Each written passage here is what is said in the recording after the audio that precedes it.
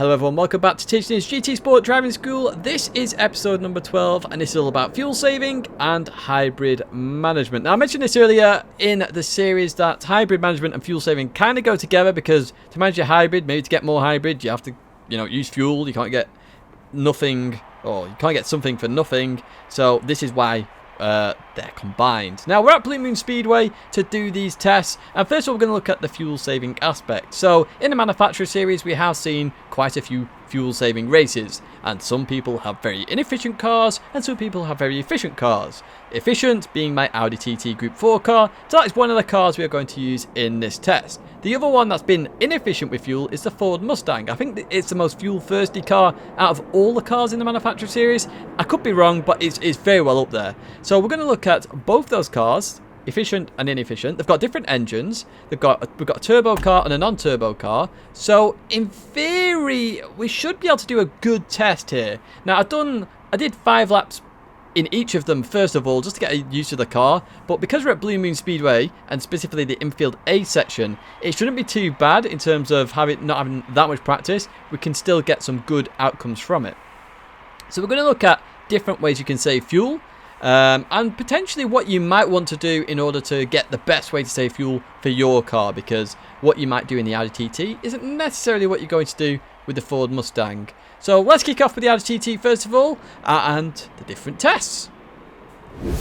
So here is what we're going to do. We're going to start with the Audi TT, going for an absolute stonker of a lap. We're going to do an out lap, and then we're going to do a fast lap. And fuel is always going to be on the screen. Now you can see the tyres are racing soft. Tyre wear is set to off. In terms of fuel, we're on times 10, and as I said, we're at Blue Moon Infield A.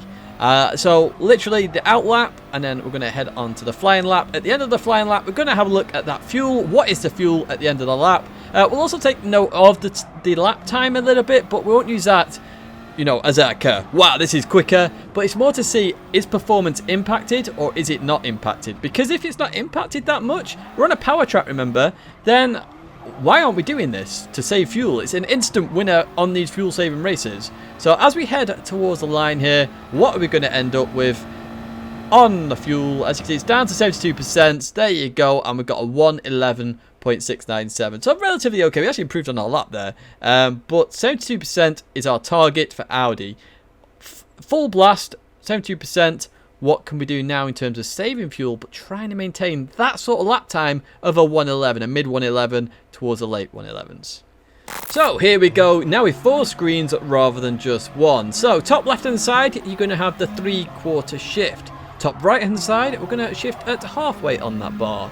Bottom left, we're going to shift at 1/4. And bottom right, we're actually going to go full nuts like galore, but we're going to actually coast into some of the corners. Just see if we can save that little bit of fuel. So you can see now we're on our out lap, and it's the same test, out lap and then a flying lap. Now, depending on the car, it will depend on how well the lap times go, which is why we're not focusing on lap times in terms of, oh, this is better, like tiny bit better. We're actually just going to look, is there a performance difference? Because we should generally be able to see that. And you can see that from the out laps already, actually. Apart from the bottom right one, I was in the pits for an extra 10-15 seconds. Now, remember, in terms of the full blown out lap, it was 72% fuel.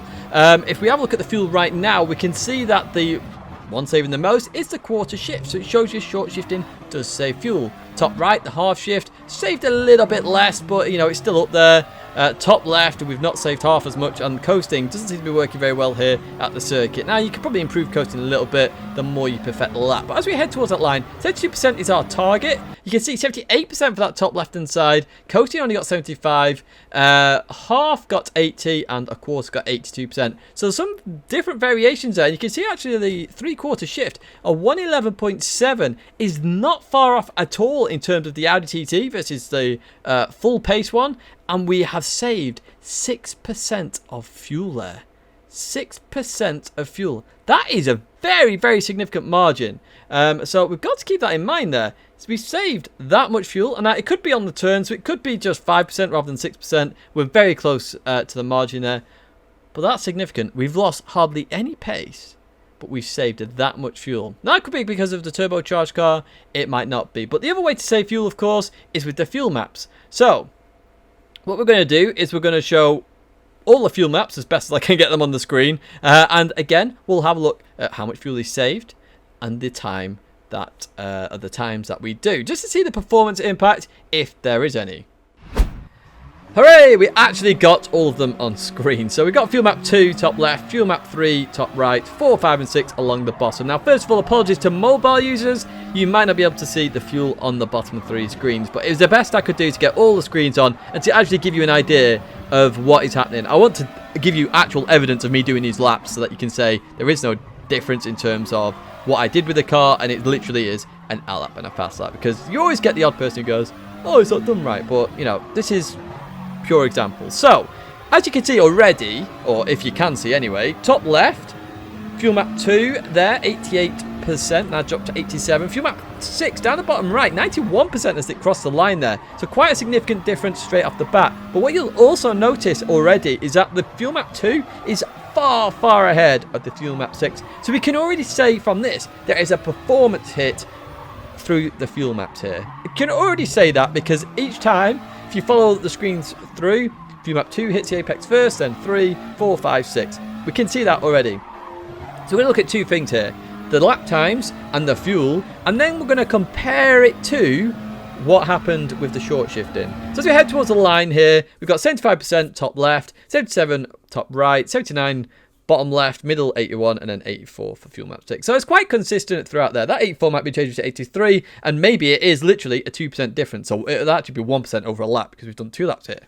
Now, if we look at those lap times, fuel map 2, 11.8. Now, that's actually okay. You know, 75% fuel saved. That's the same as coasting that we did. And literally, 11.8 is actually quicker than the coasting. It's actually not that far off the full, you know, out and out fast lap, which was pretty much 11.7. So a tenth off, but we save 3% of fuel. That's quite a good save, that in my opinion. If we then look at the others, we suddenly go 12.4, 12.6, 13.0, and 13.4. Now, as I said, there could be slight mistakes in there. So that 12.4 maybe could go to a 12.2, and then it's a 0.4 consistent gap between all those fuel maps. But even fuel map 3, a 12.4, even if we said it was 12.2, 77% fuel saved. If we short shift at a quarter, which is a 12.4, we save 81. We're on 81% fuel. That's 4% increase. So suddenly fuel maps look very bad here for the Audi TT. Very, very bad. And suddenly short shifting looks very positive. Now, why is that? Well, to get a good idea of why that is, we're going to have a look at the car's horsepower curve and torque curve. Looking at these two curves then, we can see the torque curve is fairly static, but the horsepower one is fairly steep in terms of curves. That's a full diagonal line basically, which tells me straight away that short shifting is going to be bad in this car. Because if we short shift, say if we short shift at a quarter, we have hardly any horsepower at all in that car. But then, if we actually have a think about the fuel map, because the fuel maps gave us the worst lap times out of the two ways of fuel saving, that's even worse because the fuel map is constantly taking away that performance. You think about it, the horsepower is drastically dropped with fuel map 6 versus fuel map 1.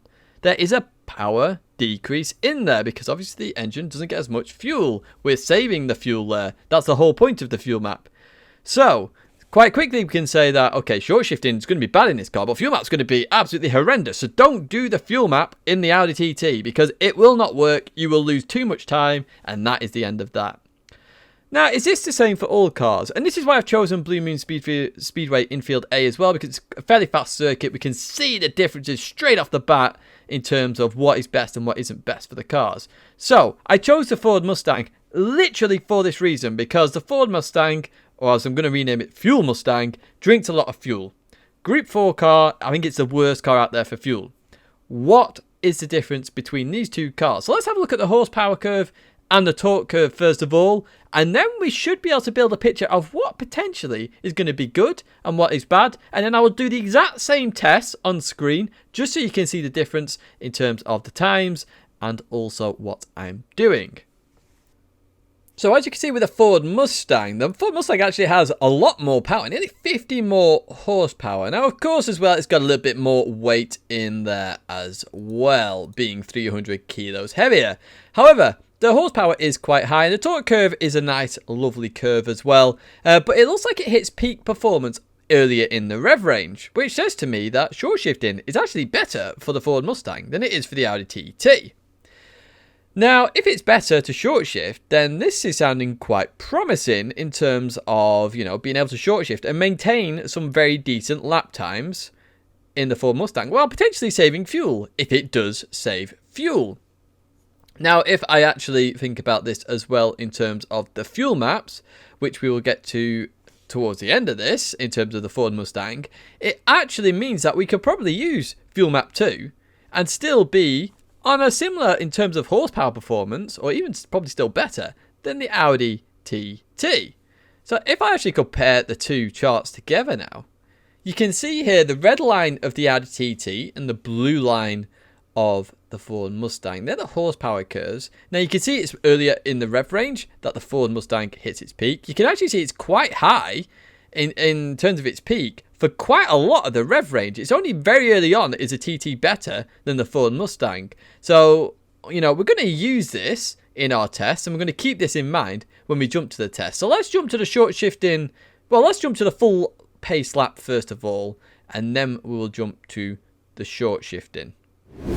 We've jumped straight to the fast lap now. I did an out lap, and well, obviously before this I did 5 laps just to make sure I understood the car. You can see we actually improved on our time, 11.4, so we were quite quickly on the pace in the Ford Mustang. So this is going to be our fast lap now, and you can really see actually that our fuel is down on the Audi TT, and we always do this to be the case because, as I said earlier, the Ford Mustang drinks more fuel than the Audi TT. We know this to be true, we absolutely do, and this is just to demonstrate how I'm driving the car. It may not be the best way to drive the car, but you can see we've actually gone faster than the Audi TT already on our quick 5 laps that we did. But let's see what this fast lap's going to be, and this will give us a good idea in terms of lap times. So you can see as well the car's getting a lot less understeer, obviously on exits. Actually quite nice car to drive this, in terms of no understeer for a change.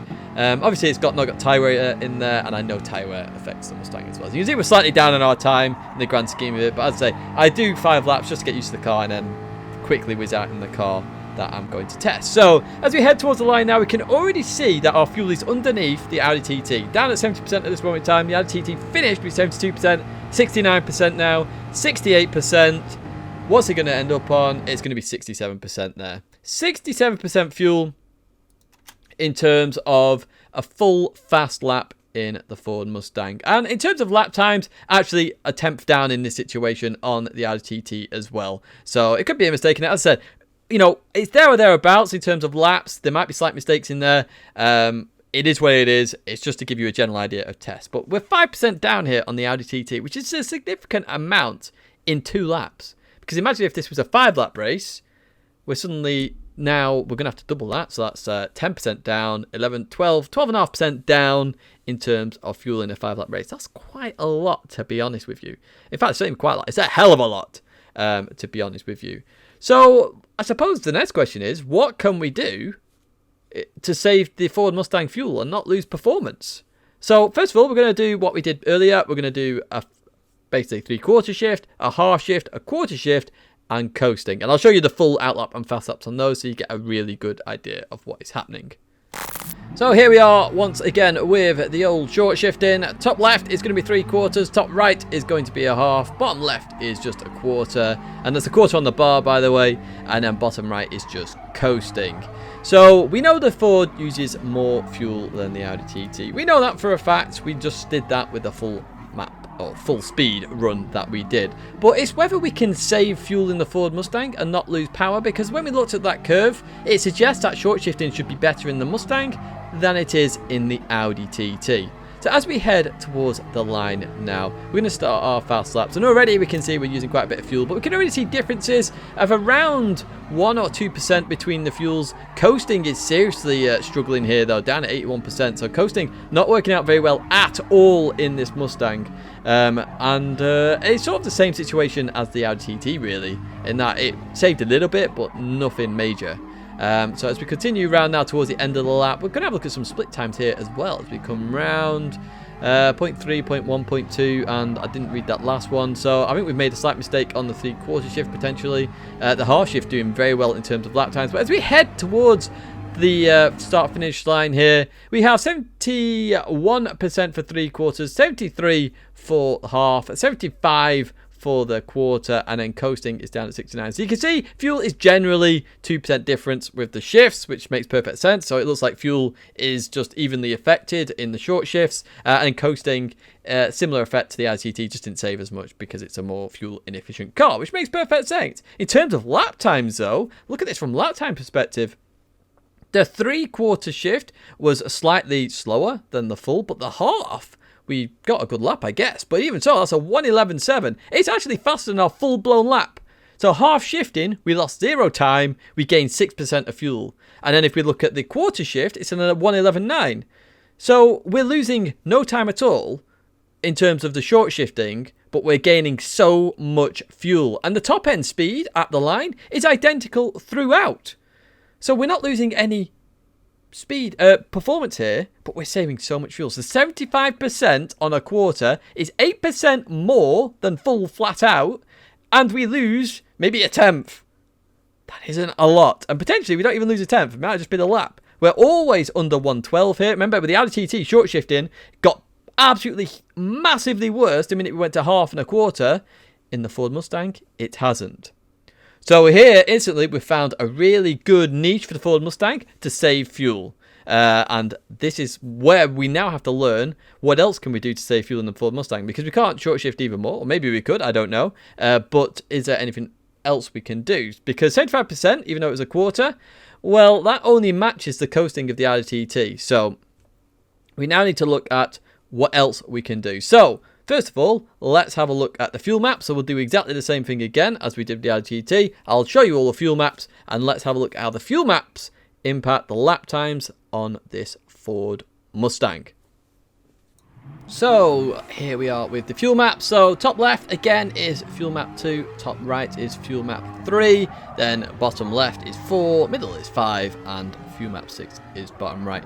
Again, apologies if you're on mobile, you may not necessarily be able to see the fuel levels at the bottom, but even so, we're going to continue on. And already you are going to start to see some big differences in terms of the laps, because similar to the Audi TT, the Ford Mustang suffers from the same problem. The minute you start touching the fuel map for an entire lap, the car just drops off the face of the earth in terms of performance. It's quite incredible, really, when you look at it.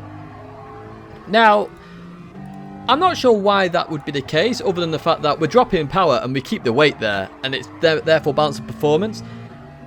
But even so, it happens, and you can see that it's just getting worse and worse and worse, basically. But we do have the ability to save fuel doing this. It's the exact same as the TT in terms of, similarities in the results. As we continue to head towards the line now in these cars, let's see what we end up with. And there we go. So top left, fuel map 2 is at 70%. We then have 73% for the top right. We then have 75 for fuel map 4, 77 for fuel map 5, and 80 for fuel map 6. So that gap was originally 5%. It actually drops quite significantly to the bottom one, which goes down to 3% gap between the Audi TT and the Ford Mustang. However, and this is the biggest thing, fuel map 2, the Ford Mustang is absolutely fine, a 111.8. But fuel map 3 and onwards, the speed and power drop-off is huge. So we go to 112.6, 113.2, 113.5, then a 114.2. So quite quickly we can see here the fuel map is even worse for the Ford Mustang. Like, seriously bad. So that's obviously going to do with the weight of the car, because we're dropping that power. The weight doesn't go anywhere. So the power to weight significantly drops, and therefore the lap times just drop off because the car then has no power. And you can see that with the straight line speeds as well. With 143 for fuel map 2, 136 at the line for fuel map 6. That is huge. In fact, let's actually put all this data together now on screen for you. So we'll have the Audi TT and the Ford Mustang. We'll have the full and all of fuel saving we've done. We're also going to put top speeds at the line just to show you the difference in top speeds for each one of those. And then we can make a little bit of a judgment. So here we have the final results, per se, of our huge test that we've done, and I hope you found this test interesting. It's to help you form a strategy, and I've put a strategy down here as well, but we'll get back to that in just a second. So full here, you can see that 72%, 67%, there's the 5% difference in fuel over 2 laps between these two cars. Remember, that's times 10 fuel usage. I'm not sure we've been at times 10 this season. The highest we've been at times 8, but even so, that's still quite significant. One interesting thing was top speed here. So obviously we had a bit of an off lap there, 144 at the line versus 145. It was probably about to turn to 145, to be fair. And you can actually see the top speed here for the Mustang, very similar. The interesting part here is that in both the 3/4 situations, the top speeds are higher than the full laps. So 3/4 shifting can be beneficial, and I do think actually potentially the Mustang is better with a slightly earlier shift rather than revving it out to the limit. Just with the way the horsepower curve is, we saw it was better than the TTs. But even so, we can see the fuel all the way down, and we can see the fuel all the way down here, and in all situations the Mustang is worse. We know that for a fact. That's why these two cars were chosen. The most fuel efficient, the most inefficient with fuel. So everyone else should fit in the middle. There might be a car that's slightly more efficient on fuel and a car that's slightly more inefficient on fuel, but generally speaking, these two are at opposite ends of the scale. Now, let's look at this section first. This is a short shifting section. Okay, and quite quickly you can see here on the half and the quarter, this is where the Audi TT just falls off the face of the earth because that power curve, the horsepower curve, is so steep. So we're not hitting the top end of, the engine. The engine's not working its hardest here. So that's why we lose that time there. But because the Mustangs is earlier on, and we saw that with the power curve with the Mustang, it was earlier on than the TT, it's allowed to sort of maintain those sort of speeds. But unfortunately for the Mustang, 75% still only results in what the coasting is here. And we're still 6% here, which is actually a big difference. It's a bigger difference in here, which is 5, 6% here. That's a big difference in terms of fuel. So potentially, what you can do is maybe even shift even earlier than that and save a little bit more fuel, which would be an extra probably 2%, which would be 77, and suddenly you're matching here. Now, at Sardinia B in the top 16 superstars, we were sort of half shifting, so 80%. So the Mustang is really looking to try and get to 80%, and the only 80% we can see here is fuel map 6, which is shocking. So the Mustang drivers have to come up with something using this, basically, to try and match this. Now, what I did then, of course, is the fuel maps. And the fuel maps, again, do the same story, but the gap actually comes closer. So we start off with 5%, it then goes to 4%, 4%, 4%, 3%. So we can see that inefficiency comes lower, or it gets lower in terms of, fuel efficiencies. Now, the speeds, again, they drop off. Are very similar here in terms of speeds at the end, but the only reason the TT is better is because the torque curve starts much higher and peaks much earlier, which is why the TT probably has better lap times here because we've got a few hairpins in there, accelerates out that little bit better.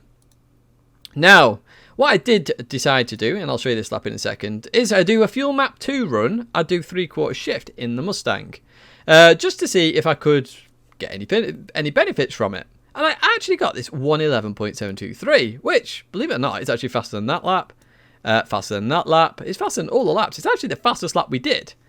Now, obviously, it was the lap at the end, so it will technically be the faster of the laps. But, however, 74% actually puts us near this quarter shift. So what's stopping us then trying the half shift and then adding another 2 or 3% to that to get to 77 and then a quarter shift to get it to that 80%? There's nothing. Now, I didn't want to go through all the permutations of doing this because I could be here for days. So I just gave this example, and I'll show you the lap in a second, that for a Mustang driver or a fuel efficient car in this situation, just a Mustang, I would be trying fuel map 2 and a quarter shift to see if I lose a lot of time or not. Because I have a funny feeling that fuel map 2 doesn't actually cost anyone that much, and with a short shift potentially will help those drivers. Obviously the TT's at advantage in fuel races versus the Mustang, but it just gives the Mustang drivers that better opportunity. Now, for other cars, this whole thing is going to be very different. You've got to remember this. We're just looking at this from 2-car perspective. Other cars have different torque curves, they have different horsepower curves, they have different weights, they have different power. You have to combine all this information to try and pick out the best strategy for you to save fuel. And you could be there for a good hour trying to work it out. I think it could take you half an hour and you could probably get a general good idea, especially at somewhere like Blue Moon Infield A where I did this test, a generally good idea of how the car will react in terms of fuel.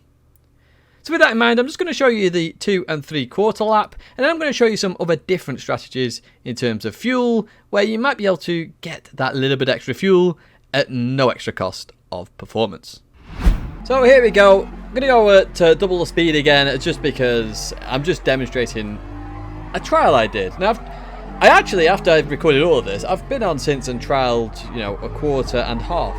And of course you do lose performance. I'm not saying the Ford Mustang as well will ever match the Audi TT in fuel efficiency. What we're trying to demonstrate here is how you could potentially try and get to the same fuel level while not trying to lose as much performance as possible. This is what I'm talking about in terms of fuel management. This is the whole point of the episode. Can you manage your fuel better by doing different strategies? And at this point we're doing fuel map 2 and 2 and 3 and 3/4 shifting, sorry. And literally we're just going to see the outcome I showed you earlier, where we got 74% of the fuel tank and we still got a good lap. Now, when I tried the quarter shift and in fuel map 2, I was down at 77% fuel. So again, we're getting 3%, but we were down to into the 112s at that point, which is sort of where, you know, the Audi TT is. So, you know, there was always going to be a compromise with fuel saving in the end. We're trying to look for that non-compromise first, which this seems to be it, because as we leg it round now to the start-finish line, 75%, 74% fuel, we cross the line there, and it's a 111.723. So you can see there that it is what it is. You know, we tried something different, and that's what you should do. Go out in your car, your represented manufacturer, and try out different things. You can try the don't even see the rev counter on the rev bar shifting and see if that saves fuel. You can try all sorts. So the main thing we've taken from these tests, at least anyway, is that short shifting far outweighs the fuel maps, and fuel maps should only come into play when short shifting fails. Short shifting is your go-to way to save fuel. Now, there are a couple of other ways to save fuel as well, so let's go into those now. So here we are at Fuji in Group 2. Now Group 2 races are usually a fuel saving race, to be honest with you, because they do use a high amount of fuel and we're always at the top of the rev range. Now you may have seen it just as we started there, we're going to go back to fuel there. I've put it into fuel map 6. So one of the additional tips I can give you in terms of saving fuel is that during the grid walk you can change your fuel map even though you're not on the car. So I normally whack it up to 6 because even if it saves 0.5% fuel, that's 0.5% fuel in a fuel saving race saved, I could use that elsewhere. Now, I knocked it back down to 1 here because I want to stay in Kokei's slipstream. So slipstream is the second tip that I'm going to give you. Now, staying in slipstream is kind of critical in fuel saving races because the air density in Gran Turismo is very, you know, there's a lot of air there. If you come out the slipstream, you can hear all that wind. If you're in slipstream, there is no wind. So if you can stay in behind somebody, you can save a lot of fuel and then potentially overtake them at the end. And that's what a lot of people tend to do. You will have seen that in a couple of my races where the Audi TT has been amazing. So everyone just sits behind and then they try and keep with the Audi TT and then overtake at the end because they've got loads of fuel saved up. So staying in the slipstream can be critical. Now as we come down to the chicane here at Fuji, you're going to see me whack up that fuel map. Now I accidentally put it to 3 and it really should be on 2, but the whole idea here is I'm going through the corners, so I'm not doing full acceleration anyway. And then when I leave the corner, I've knocked it back down to 2 here, I've actually got a little bit less engine power. So why have I got a little bit less engine power? Well, it's like traction control basically. So say if I have now 90% engine power, I don't know what the actual figure is, but say if I've got 90% engine power now, then the wheels aren't going to spin up as much and I should be able to leave the corner. So not only do I save fuel, I then also save tyres, which is brilliant. It's like the perfect opportunity. So as you can see here, I'm staying in fuel map 2, and generally speaking in Group 2 cars, you normally race in fuel map 2. That's the one thing I've learnt really. You stay in fuel map 2, and as I get towards the top end of the rev range, look at that, I go to 6 there. And that's because I'm not really going to gain any more speed here. Get it to fuel map 6. We know that's where we save the most fuel. We saw that in the tests. And then I can put it back down to fuel map 1 or fuel map 2, and then I can continue my run. And you can see now Giuseppe, Indy Food, Suzu, they're all behind me. They're all using my slipstream. Unfortunately, I've lost Kokei's. So at this moment in time, I'm now going to have to save fuel and think about the cars behind me and continue on racing. So there's another 3 tips straight at you again. So 1, change it on the grid, change it to fuel map 6. Just before the countdown finishes, change it to whichever fuel map you feel that you're going to race with or need to race with. Tip number 2, try and stay in that slipstream. You've heard of slipstream trains before. They do exist, and they exist in this game for a reason. You can see here at the moment I'm trying to push to try and catch up to Koke again, which is why I stayed in that fuel map. And you see I've just put it to 2 now for the handling section. So that is going into my 3rd tip, which is actually, you know, use the fuel map as a form of traction control to save those tyres a little bit. If you're in a handling section, you're not always flat out. So there's no harm in using fuel map 2 or fuel map 3, or whichever fuel map you feel efficient. If you just use that as a form of traction control, then potentially get on a straight, switch it to 1 as I've just done here with Koke, and then try and keep up with Koke or keep up with whoever is in front of you, then potentially you can gain an advantage. And then look at me change it back to 6. So I accelerate to the peak speed, change it to 6, I save a lot of fuel suddenly. I'm not, you know, using more fuel in that sense, and I'm saving fuel here. So they're my tips or additional tips for fuel saving. I hope you've enjoyed this part of the video in terms of fuel management, where we looked at how potentially you might look at saving fuel for an individual car, and I've then given you a few little extra tips here at the end in other ways you can save fuel during a race. But let's now look at the hybrid system and see how we can manage the hybrid during the race, because sometimes the hybrid, or to get more hybrid, it may cost you a little bit of fuel. So here is a race from quite a while ago actually, and this was all about hybrid management actually. But at the top of the listings you can see a lot of R18s, and towards the bottom you see a lot of 919s. So the first thing to say about the hybrid systems, there are many different types. The R18s was very strong in terms of how much it put out, but it couldn't recover the energy back half as effective as the 919. As I say, there's different variations of hybrids in all the different cars.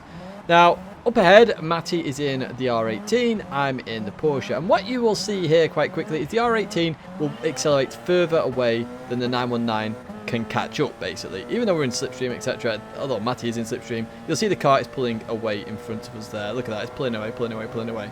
So we don't actually gain anything initially from this, but as I said, it's more efficient at recovering the energy back, whereas the R18 in front of us, the 2016 one, can't recover half as efficient. So you can see now we've got the green arrow which says it's going up. The R18 doesn't have that. The R18 only generates energy back under braking, while the 919 gets it while it's also rolling. You get it under braking. If you let off the throttle and coast, if you coast, you get it a bit more effectively as well. Lots of different hybrid systems at play. As again, you'll see the R18 strength come in there. You see it accelerate further, quicker, gets that 10th and a half, 2/10 sort of area. But as we go a bit later on, you can see we've advanced a little while here. You can see now our hybrid system is actually low on energy. A lot of the guys in R18s have either dropped or is just struggling near the top with their energy. It's all a bit all over the place. This is all with hybrid management, basically. As I say, people are doing all different things. It's quite a new thing in the game anyway, and it doesn't happen very often either. But it's something that I feel you should learn, because in some races I've used fuel in order to get more hybrid, and then in this situation I was just trying to race and do the best that I could, and in this race is where I learned what people were doing. So what we're going to do, we're going to just flick it round now to the replay camera and just have a look at the what hybrid systems people have. So you can see that I've got a tiny little bit, it's currently regenerating. I had used it all. We go back one, Gian doesn't have any. We go back one again, we go to Jomas. Look at Jomas. Jomas have been doing some amazing stuff in this race. So we're going to look and compare myself versus Jomas. We're in the same car, so effectively everything should be identical. If we drove just outright as fast as we could, the hybrid should be the same. But Jomas is doing something slightly different to myself in order to try and maintain that hybrid system, and also to try and make sure he's always got more than everybody else. So as I say, I'm going to put that comparison on now. So we're going to just do the last lap here, and I'm just going to show you the difference. Now, at this moment in time, Jomas has had to overtake a lot of people, so it's slightly more hybrid usage. But even on this lap, you can see how Jomas gets a more hybrid system than I do throughout the section. So at this moment in time, we're fairly even. First corner, we accelerate out, and if we look now, exactly the same pretty much in terms of hybrid. So, you know, fair game there as we come into the chicane. Through we go. It's a bit of a barrier banging there by Jomas. Still on the same hybrid, but I'm going to just slow this down now. So as we come into here, just look at the braking patterns here. So you can see we're both braking slightly different. Now it's heavy first. Jomas is now continuing to brake a lot heavier than me. And if you look there now, the way I've paused it, Jomas is braking heavier than I am at this moment in time. So he's going to be generating more hybrid than I am. So as we then come through the corner, Jomas actually straightens up as well.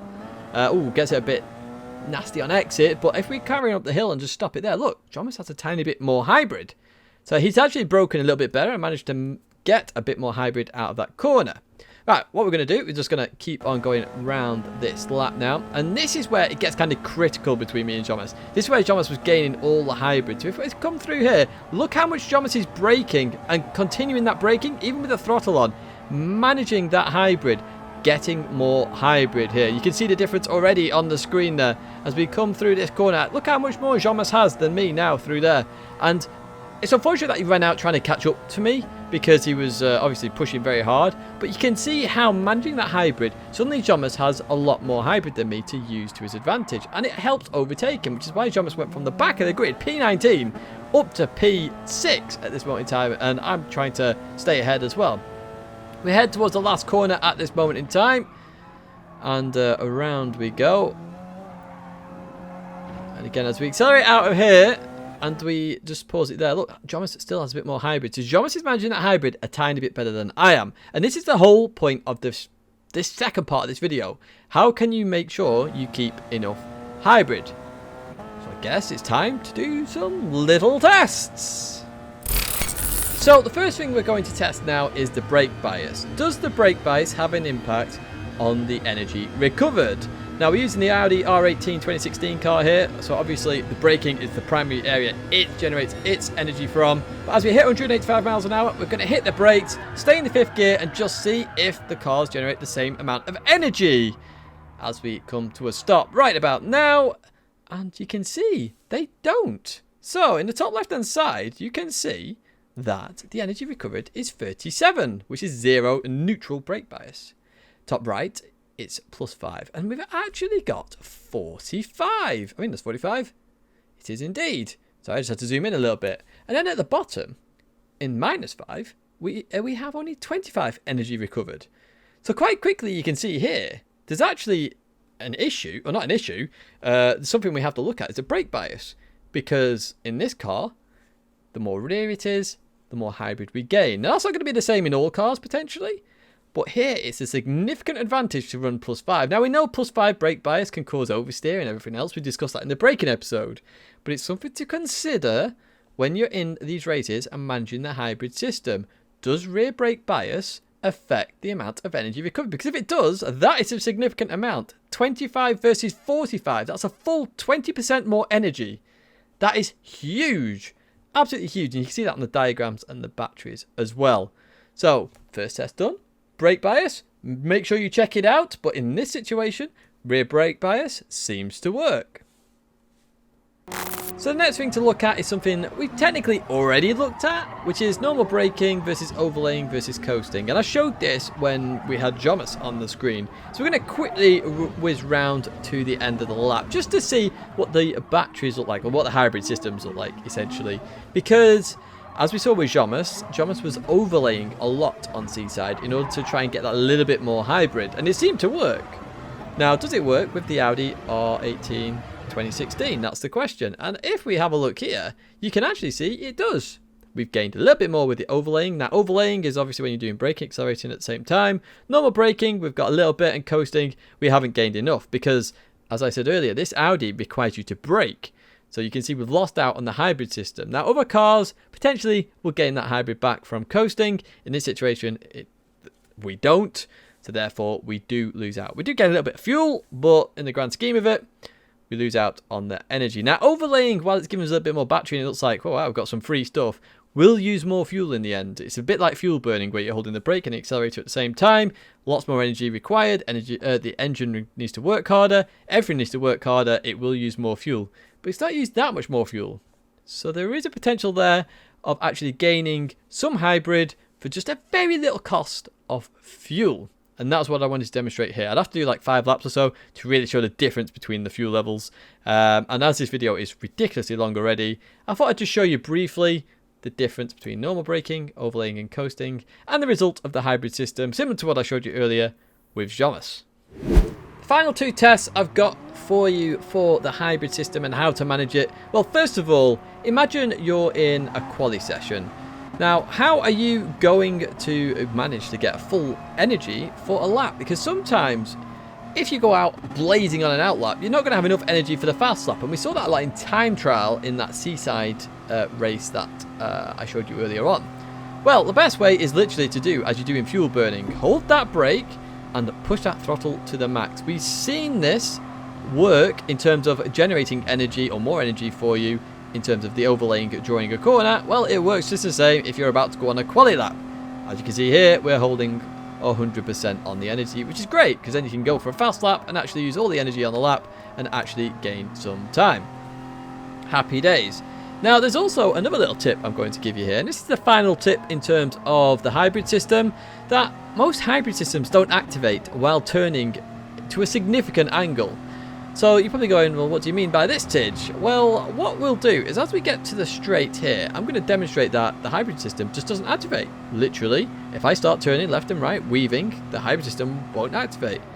So here we go. Look, it is not activating. And that's literally because if it did activate, you'd go flying off to Narnia. So it's literally like a safety measure. So you can see there, we actually kept loads of the hybrid. Now you go, well, what's the use of that? Well, if you remember at that seaside race, on the last chicane, I sort of figured this one out. I did try and turn more sharply in order to save the energy system. So that way, I turned really sharp, like 90 degrees turns, and then straighten up as fast as I can, so that I didn't, reduce the angle of the corner. It's basically sharpening them off, essentially. So it's literally turn. Alright, I'm straight. I can flat out the corner, go use all the hybrid system. I didn't want to have any negative effects with the hybrid system, so I was always trying to get maximum out of it, maximum 100%, and that is what I did in that situation. So, you can turn the extra little bit on your wheel, stop the hybrid system activating, and you can then activate it just when you need to, or when you want to, if you want to.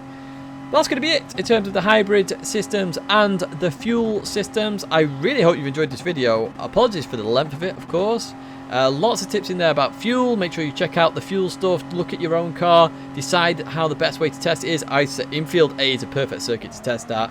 And then in terms of the hybrid system, do a few little tests on the car you're going to use, and then see what you can do to gain an advantage. And as you can see there, the hybrid system has been activated by actually, accelerating away, and we're using a lot more. But that's going to be it for me now, guys. Thanks very much for watching. I will see you in the next driving school episode, which is all about tyre wear.